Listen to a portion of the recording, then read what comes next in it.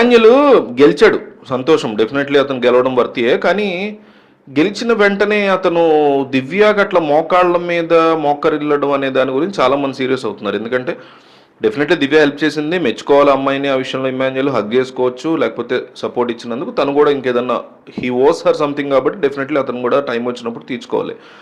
కానీ ఇతనికి చాలా మంది సపోర్ట్ చేశారు ఇంట్లో. సంజన కానీ వేరే వాళ్ళని రిమూవ్ చేసిన ప్రతి ఒక్కళ్ళు కూడా ఇతను సపోర్ట్ చేసినట్టు కదా ఇండైరెక్ట్గా.